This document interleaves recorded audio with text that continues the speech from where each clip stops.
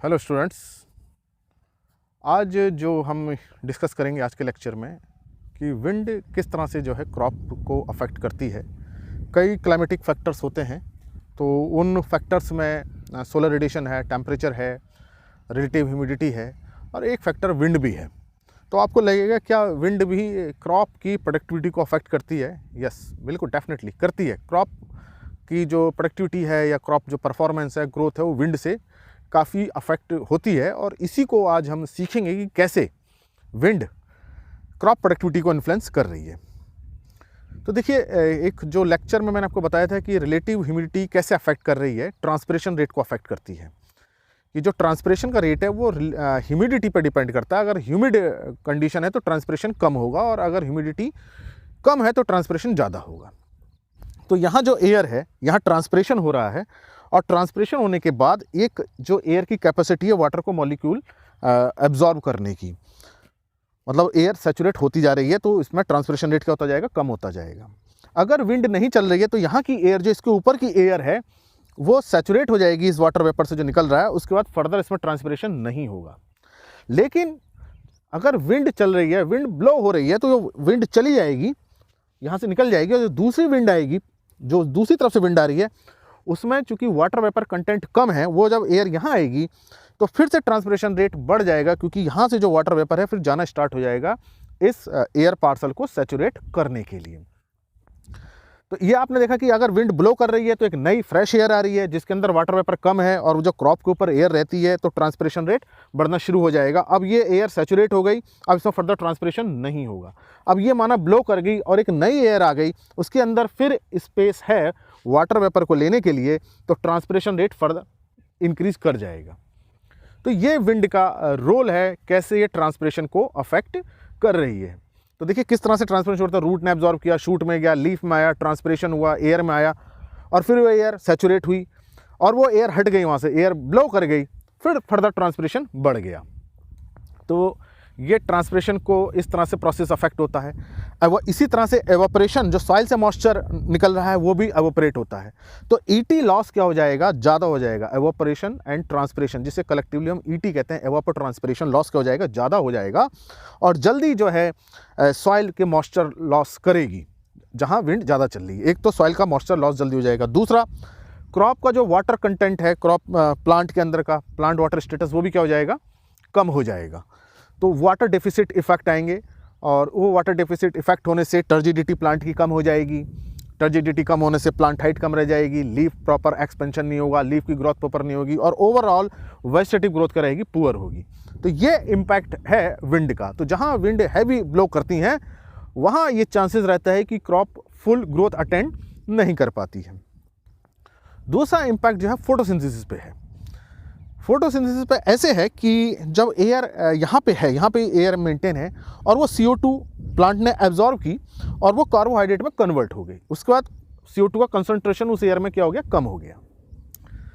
अब ये उसे CO2 फर्दर नहीं मिलेगी, क्योंकि यहाँ ऑलरेडी जो एयर थी उसमें CO2 प्लांट ने एब्जॉर्ब कर ली है। अगर ये विंड ब्लो कर जाए, फ्रेश एयर आएगी, उस फ्रेश एयर में CO2 कंसंट्रेशन ज़्यादा होगा, और फिर CO2 की एबिलिटी हो जाएगी, बढ़ जाएगी, और इसमें फोटोसिंथेसिस स्टार्ट हो जाएगा। तो CO2 का जो एबिलिटी है वो विंड से मिलती है। तो अगर विंड ब्लो ना करे, विंड बिल्कुल स्टिल रहे, काम रहे, तो वहाँ CO2 की एबिलिटी घटेगी। तो ये एक इम्पैक्ट है विंड का। इसलिए एक ऑप्टिमम स्पीड पे ब्लो होना बहुत ज़रूरी है, ताकि क्रॉप को फ्रेश CO2 सप्लाई होती रहे। तो ये फोटोसिंथेसिस पे ये इम्पैक्ट आता है। ट्रांसपिरेशन को कैसे अफेक्ट करता है ये मैंने आपको बताया। तीसरा क्या है कि देखिए, जो एयर अगर बहुत तेज चलती हैं तो उसमें लॉजिंग होती है। तो ये आप देख सकते हैं कि जो एयर ज़्यादा तेज चलने से किस तरह से बारले की क्रॉप जो है लॉज कर गई है, और जब ये लॉज कर जाएगी तो डेफिनेटली इसकी परफॉर्मेंस पुअर रहेगी, इसमें फोटोसिंथेसिस कम होगा, और इसकी जो ईयर्स हैं देखिए उसमें प्रॉपर ग्रेन फॉर्मेशन नहीं होगा। उससे जो है जो ईल्ड है वो क्या रहेगी? कम हो जाएगी। एक इम्पैक्ट ये हो जाता है हैवी विंड ब्लो होने से। तीसरा क्या है कि विंड अगर ब्लो कर रही है और ट्रांसपिरेशन रेट ज़्यादा हो जा रहा है, तो फिर डेसिकेट करने लगती हैं लीव्स, और जो लीफ की जो टिप्स हैं वो ड्राई होनी शुरू हो जाती हैं। तो ड्राइंग जल्दी होती है। जो टिप्स होती हैं प्लांट्स की, ये जहाँ से ये टिप्स पे जहाँ से ट्रांसपिरेशन ज़्यादा रहता है, ये तुरंत ड्राई होनी स्टार्ट हो जाएंगी। एक ट्रिप ड्राइंग की प्रॉब्लम आती है। फिर जो है अपरूटिंग भी प्लांट्स की हो जाती है। माना हमने फील्ड को इरिगेट कर रखा है और रूट सिस्टम बहुत डीप नहीं है और शैलो है रूट सिस्टम, और इरिगेशन की और उसके बाद विंड बहुत हैवली ब्लो होने लगी, तो जो पौधा है पूरा जड़ के साथ उखड़ जाता है। तो ये प्रॉब्लम वीट में मैच्योरिटी स्टेज पर आती है। जैसे इस समय आप देखेंगे कि वीट की ईयर निकली है, ये रिप्रोडक्टिव स्टेज है, इसके पीछे वीट लगा है और ये ड्राई हो रही है क्रॉप। इसको हम जब इरिगेट करेंगे, इरिगेशन होगी तो सॉइल लूज़ कर जाएगी नीचे से, और उसी समय अगर विंड बहुत तेज़ चलने लगे, बहुत हवाएं तेज़ चलें, तो पूरी अपरूटिंग हो जाएगी। तो जब अपरूटिंग हो जाएगी, अभी इसमें प्रॉपर ग्रेन फिलिंग हुई नहीं है, तो ईल्ड का लॉस होगा। तो ये हैवी विंड की प्रॉब्लम है। फिर फ्रूट ड्रॉप, ये हॉर्टिकल्चर क्रॉप्स में प्रॉब्लम है। जैसे कि बहुत तेज़ जब आंधी आ जाती है, हवाएं चलती है, तो आम के साथ, ये मैंगो के साथ ये बहुत बड़ी प्रॉब्लम है, फ्रूट ड्रॉपिंग उसमें होती है। तो ये है।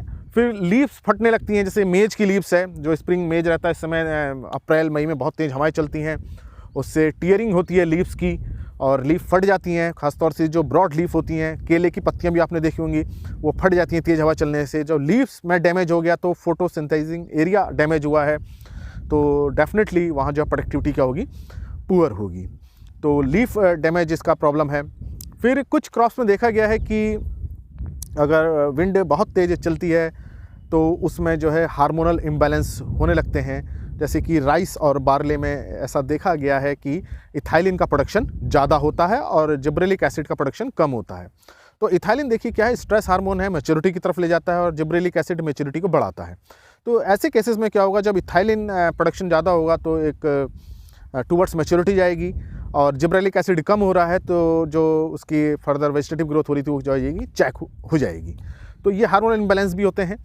तो हमने ये देखा कि किस तरह से जो है विंड अफेक्ट कर रही है।